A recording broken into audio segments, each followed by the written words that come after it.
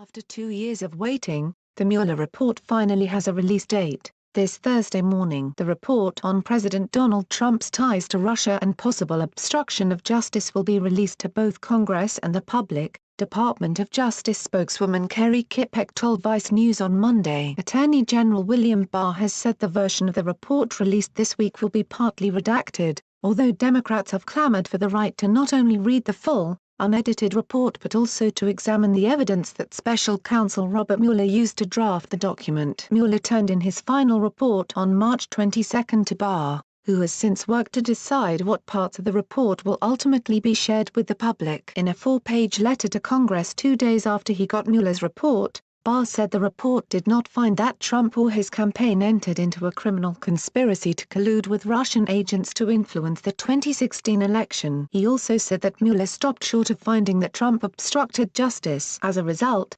Barr weighed in on the question of obstruction, determining along with Deputy Attorney General Rod Rosenstein that the accumulated evidence did not amount to a crime. Capitol Hill is now braced to find out how much of the report Barr will release, and what those details will reveal about Trump and his campaign. After Barr released his letter summarizing Mueller's findings, Trump and his allies boasted that he'd been granted total and complete exoneration, even though one passage from the report explicitly quoted by Barr says it does not exonerate Trump. Democrats in the House of Representatives, meanwhile, have voted to approve a subpoena for the full Mueller report but have held off on filing it for now. But they may be losing their patience. As the weeks have passed since Mueller first filed his report, Barr has faced mounting questions about his representation of the findings. Members of Mueller's team have reportedly grumbled to associates that Barr's brief summary omitted damaging information contained in the full report, and that he opted to ignore pre-written summaries penned by the investigators that had been intended for quick release. Barr,